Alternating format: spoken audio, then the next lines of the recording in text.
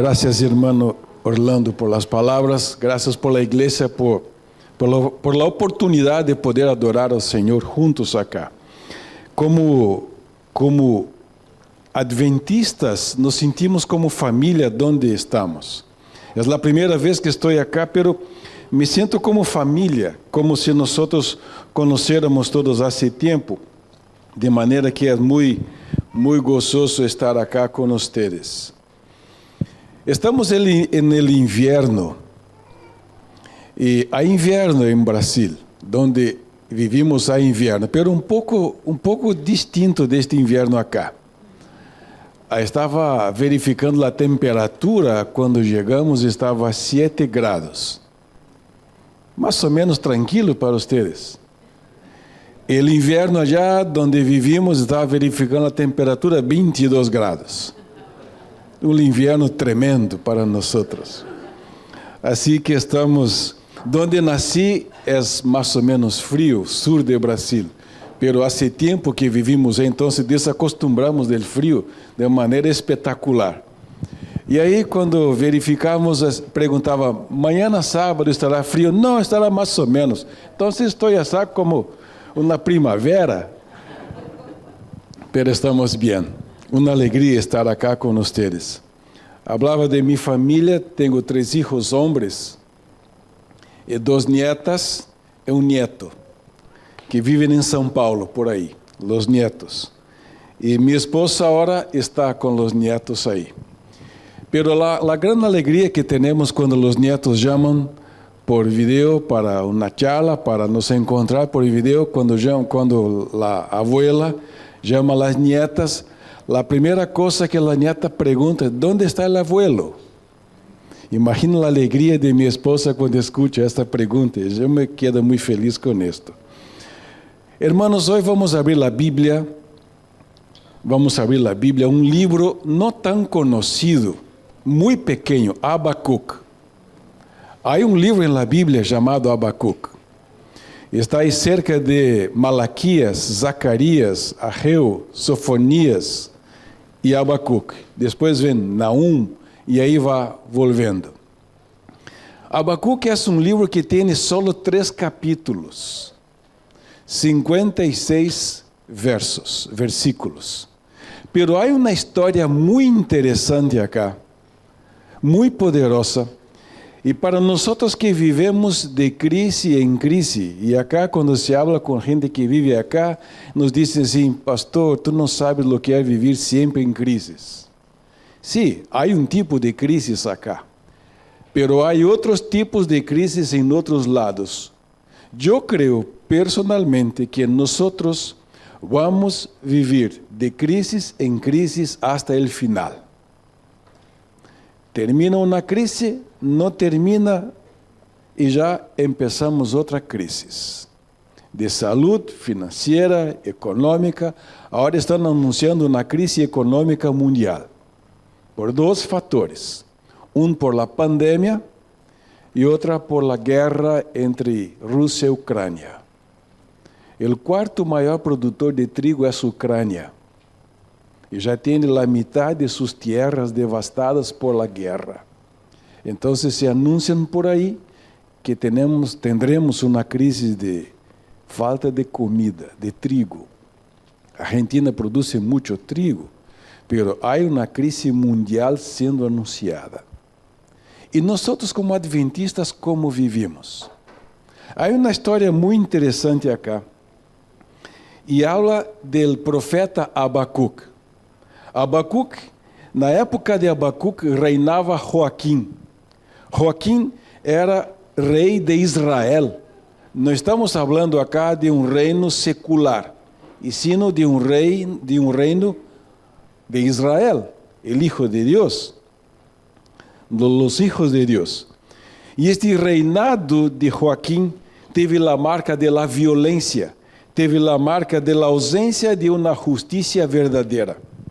Habacuc viu crescer a maldade. Habacuc viu crescer a maldade social, familiar, e que a justiça era manipulada por los poderosos. Los pobres viviam amargurados, dia tras dia, piorando sua situação. Al comienzo de su libro, Habacuc se muestra perplejo, pues se estaba propagando la violencia y parecía que Dios no tomaba ninguna actitud, Dios no tomaba ninguna medida. El justo estaba siendo castigado, explorado y masacrado por el corrupto. Parecía que Dios estava completamente apático. Deus estava indiferente a todo. Então, el Habacuc capítulo 1, versículo 2, há uma pergunta que nós conhecemos e se refere a esta história. Habacuc está orando a Deus e habla assim com Deus: Hasta quando, Senhor, clamaré e não escucharás? Daré voces a ti a causa de la violência e não salvarás? O profeta viu Israel cair numa condição de apostasia. La nación se había alejado de Dios. La nación se había entregado a idolatría y la búsqueda de cosas destituidas de valor. Es un cuadro triste. El pecado y la inmoralidad, el vicio dominaban el pueblo de Israel. La ley no se aplicaba con equidad, con equilibrio. Había deshonestidad. La justicia era débil. La justicia era indolente, la ilegalidad había tomado conta del pueblo de Israel. La nación de Israel estaba en una profunda decadencia moral y espiritual. ¿Qué solución había? Era un problema. Y Habacuc estaba devastado con esto, estaba destruido con esto. Era un problema. No es de extrañar que Habacuc entrar em crises. Ele não lograva entender por que Deus permitia toda esta situação no povo de Israel. Orou a Deus sobre isto, pero Deus parecia não responder. Deus parecia não se importar com o povo de Israel. E agora ele estava perplexo. ¿Por que Deus não me contesta? Então, a pergunta que parece um tanto pesada: ¿hasta quando, Senhor, vamos viver com esta situação? A pergunta que hizo Habacuc é mais ou menos a pergunta que hacen os cristianos hoje. A maioria dos cristianos que enfrentam crises, eu creio que hacen perguntas como esta: ¿Dónde está Deus que vê toda a situação que passamos, todas as dificuldades, todas as crises, e não hace nada para resolver o problema? Será que Deus não vê? Será que Deus não vê toda a situação humilhante que passa a vida humana, seus filhos? Será que Deus não vê como o direito está sendo pervertido, como o justo está sendo massacrado? Será que vale a pena ter um Deus que não contesta as perguntas, as dúvidas que temos? Será que vale a pena seguir um Deus que promete coisas, pero quando se busca a Ele, não responde nossas necessidades? Habacuc nos mostra três maneiras como Deus responde nossas orações. Habacuc nos demonstra por la história três formas como Deus contesta nossas orações. Primeira forma, como Deus contesta nossas orações. Quando estudamos a história, descobrimos que Deus, às vezes, trabalha em silêncio. E aqui está a grande angústia que temos. Talvez tu que esteja em tu casa, que não pode vir à igreja por um problema, esteja alejado de tus amigos que estão por aí, te perguntas assim, te hablas assim para ti mesmo: me gustaría muito ir à igreja, pero eu não puedo. ¿Por que Deus não me contesta? ¿Por que Deus não me diz? Aquilo que Habacuc descobre é que pode parecer que Deus estranhamente esteja em silêncio e inativo em momento de crises. Então, a pergunta: ¿hasta quando, Senhor? Parece uma ousadia. Não se aceita um hijo chegar cerca de seu padre, de sua mamã, e perguntar: ¿hasta quando, papá? não me contestas? Não aceitamos muito esse tipo de pergunta. E o profeta vê em seus dias crescer a violência, a justiça pervertida, a desonestidade que ganhava espaço. E aí a pergunta é: onde está Deus que não vê toda a injustiça que seu povo, que seus filhos estão passando? Não é esta a pergunta que muitos de nós hacemos hoje? ¿Por que Deus permite que sucedam estas coisas? ¿Por que Deus permite que a enfermidade entre no lugar e comece a diezmar as famílias cristianas? ¿Por que Deus permite que a desgraça entre em los hogares dos fieles a Deus? ¿Por que permite que a idolatria, porque o espiritismo cresça espontaneamente? ¿Por que Ele não interviene em la situação e não hiere de muerte a todos os que intentam contra seus filhos? Sabe, hermanos, sempre é difícil entender o silêncio de Deus. Sempre é difícil entender o silêncio de Deus em los assuntos humanos. Pero não presumamos que este silêncio de Deus é um indicador de apatia. Não.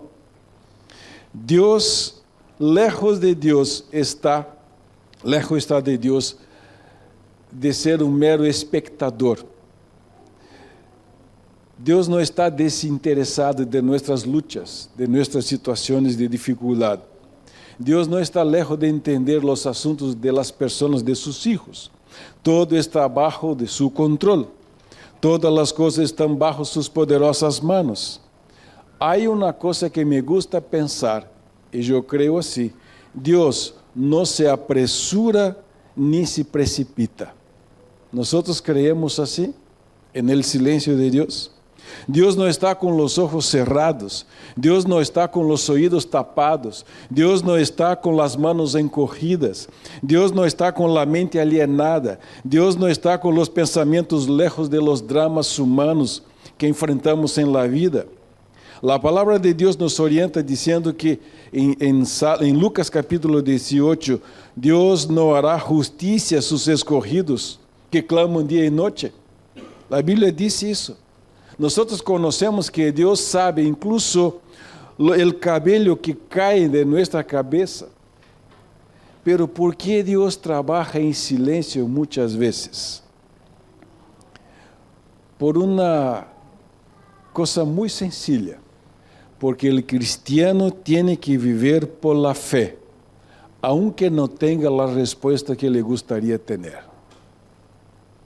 Essa é a primeira coisa que Abacuc compreende, que Abacuc aprende em sua crise, em seu drama, como profeta de Deus. Segunda maneira como Deus trabalha com nós quando oramos a Ele, quando buscamos a Ele em crises. São as respostas inesperadas de Deus. Quando seguimos lendo a Bíblia, o capítulo 1 de Abacuc, a partir do versículo 5, compreendemos o ambiente que vivia o povo de Israel. Vamos ler a partir do versículo 5. Miren en las naciones, vean y asómbrense, porque haré una obra en sus días que aun cuando se los contara, no la creerían. Porque yo levanto a los caldeos, gente amarga y presurosa, que camina por la anchura de la tierra para apoderarse de las poblaciones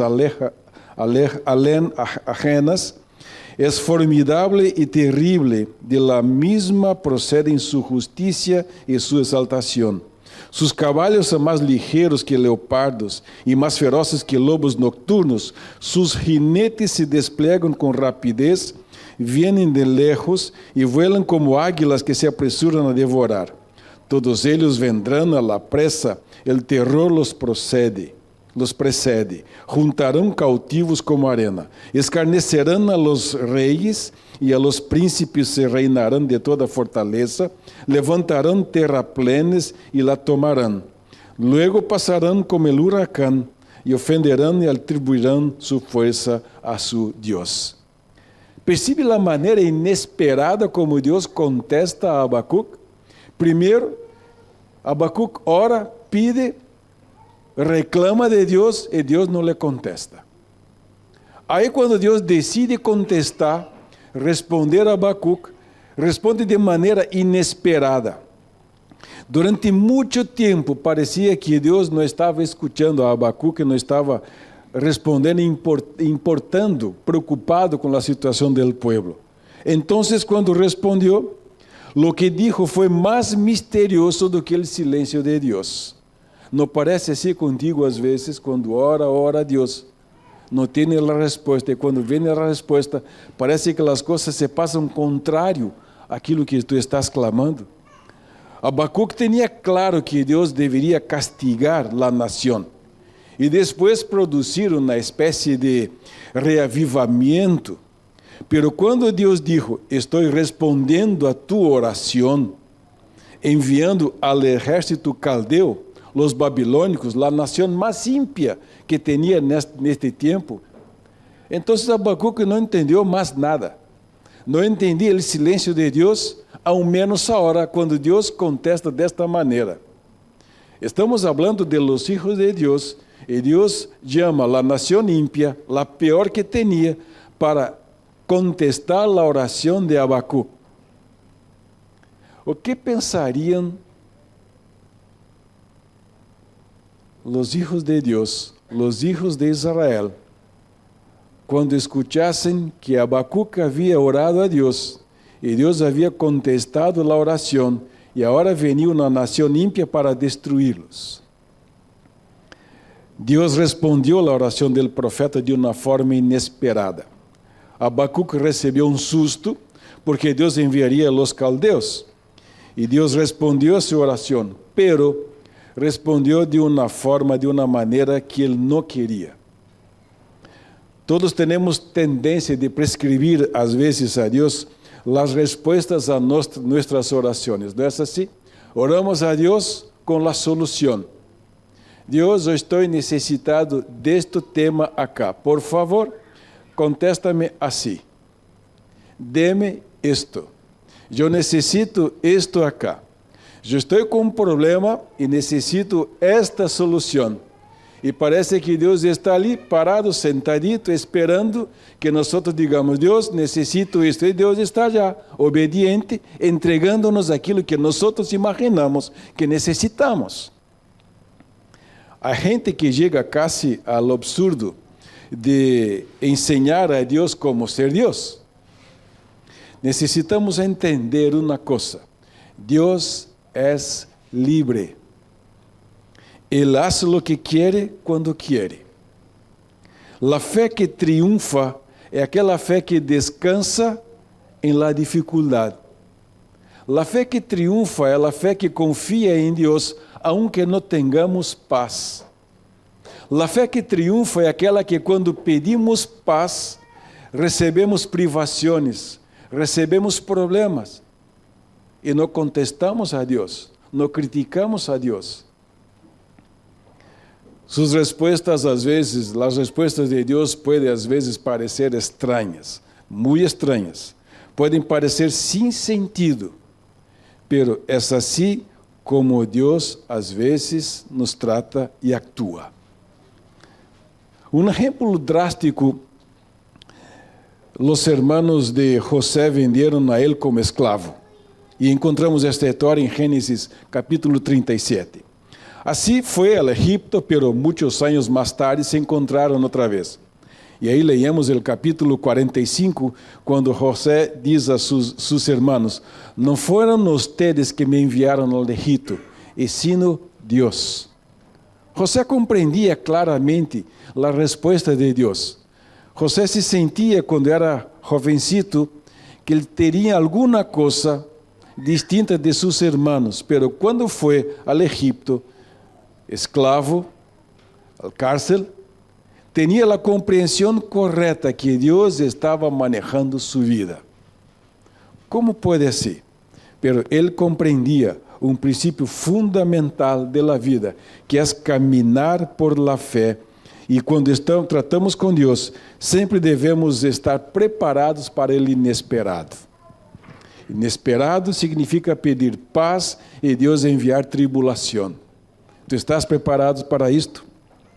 Certa vez leí um caso em um livro, não creio que seja verdade, mas muito interessante, e creio que é uma ilustração muito interessante acá. Uma determinada igreja havia um membro que era a pedra no sapato da igreja. Era ele que causava todos os problemas que tinham aí, sempre mal-humorado, individualista, sua palavra deveria ser sempre a última palavra em todos os assuntos. Uma noite e uma vigília, eles estavam aí e não se sabe se querendo mostrar-se que estava querendo transferir a culpa a outras pessoas. Orou assim: Deus, quita desta igreja a quem la estorba. Al dia seguinte, menos de 24 horas depois, seu corpo estava sendo velado no templo da igreja. Significa que às vezes orar pode ser peligroso. Que Deus pode atender tus orações. Queremos que Deus realmente responda a nossas orações ou só que nos beneficie. Aí está o tema. A terceira coisa que o livro de Abacuque nos ensina, há um terceiro aspecto muito surpreendente acá, é que Deus usa a los ímpios como instrumento. Aqui há um terceiro aspecto surpreendente nos caminhos de Deus. Às vezes Deus usa instrumentos estranhos para ensinar e para corrigir sua igreja. Os caldeus, entre todos os pueblos, eram os que Deus levantou para atender o pedido e para disciplinar seu povo, para atender o pedido de Abacuque e ensinar algumas coisas a seus filhos. Abacuque não podia imaginar algo assim, mas aqui também há um hecho que se evidencia em toda a Bíblia. Deus usa o instrumento que quer. Compreendes assim? Às vezes, quando estamos na igreja acá, quando somos chamados adventistas do sétimo dia, ou cristianos, eu creio em Deus. Imaginamos que devemos ter uma proteção especial de Deus, que nada pode nos afetar. Isso é muito enganoso. Não é assim que funciona a igreja. Não é assim que funciona Deus. No curso da história, Deus ha usado toda sorte de instrumentos estranhos e inesperados para realizar os propósitos de Deus. Deus usou a Pilato, Deus usou a Herodes, Deus usou a Saúl, Deus usou uma mula para cumprir seus propósitos. Ele não origina o mal, mas às vezes Deus usa o mal para educar e para ensinar seu povo. Quantas vezes somos acometidos por uma enfermidade, por um desemprego, por uma crise conjugal, por um problema familiar, por uma injustiça ou outras tragédias da vida? Hermanos, Deus é livre para usar o instrumento que quiera, para nos orientar, para nos educar. Mire o que diz o capítulo 2, versículo 4. Me gusta. E nós conhecemos a parte final deste versículo, pero muitas vezes não sabemos de onde se origina este verso. Abacuque, capítulo 2, versículo 4. El orgulloso não é reto em su interior, pero el justo vivirá por su fé. Aqui está a confissão de Abacuque. Este versículo que conhecemos muito bem, el final, está acá ubicado em la história de Abacuque. Al início, Abacuque não consegue compreender a Deus e faz uma pergunta muito dura a Deus: ¿hasta quando? Pero durante o transcurso do livro de 3 capítulos, parece que Deus vai ensinando algo a Abacuque e ele vai compreendendo aquilo que Deus intenta explicar a ele. Pero quando vamos no capítulo 3, aí vem a redenção, a parte final, capítulo 3, versículos 17 e 18. Capítulo 3, versículos 17 e 18. Aunque a higuera não floresca, ni haya fruto em las vides, aunque falte el fruto del olivo, e dos labrados no den mantenimento, e las ovejas sean quitadas de la majada, e não haya vacas em los corrales, contudo, eu me alegraré en el Señor, e me gozaré en el Dios de mi salvación. qué cambio de vida en el profeta de Dios. De una persona que no comprendía a Dios, que contestaba, que estaba peleando con Dios, ahora de alguien que comprende que las dificultades y confesa su fe y su confianza en Dios, aunque no tenga fruta, aunque no tenga aceitunas, aunque no tenga vacuno, aunque no tenga nada, aunque tengamos una crisis, yo confiaré en ti. Parece que Habacuque está dizendo assim, aunque eu não tenha patrimônio, aunque eu esteja solo, aunque todos me han abandonado, eu confio em ti. Aunque eu tenha privações, aunque eu tenha desafios, aunque nadie crea em mim, eu confio em ti. Aunque eu veja que as coisas sigam de mal a pior, aunque eu não veja en el fim, aunque eu não veja solução, eu confio em ti. Sabe, hermanos, a nós que estamos acá e a tu que estás aí, en el outro lado, dia tras dia, mientras vivamos neste mundo, nós não podemos pensar que as coisas estão bem assim e seguem assim. A Bíblia diz que quando Deus retorne acá, as pessoas por aí estarão casando, vivendo, viajando, tendo seus trabalhos, pero as coisas seguem cada dia pior, pior e pior. E vão se acostumbrando-se. Llegará el día que nosotros seremos responsabilizados por todo el mal que existe en la faz de la tierra. ¿Confiarás en Dios?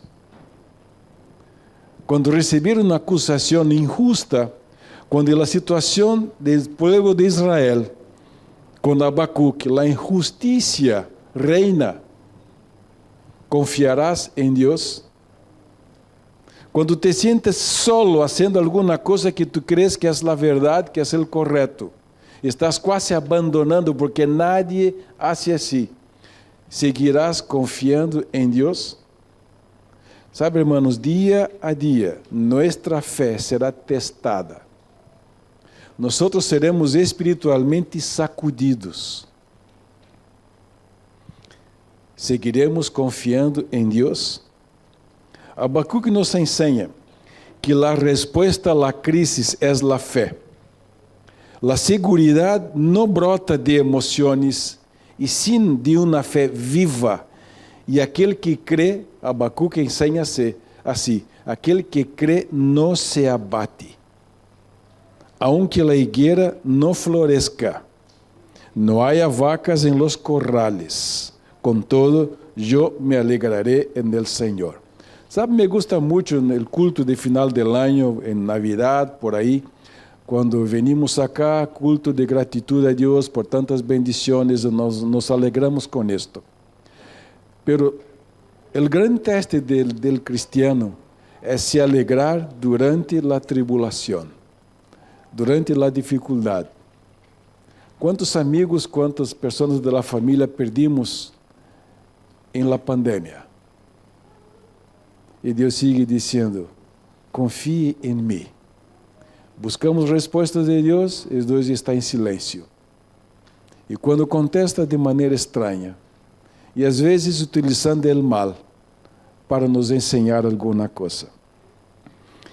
Que em meio da crise tenhamos alegria, que em meio da crise tenhamos certeza, que em meio da crise seamos testigos de Deus, que nossa vida pueda testemunhar da fé que temos. E dia, eu espero, muito cerca, tenhamos a alegria de receber Deus acá e nos levar para o cielo. Que Deus nos bendiga.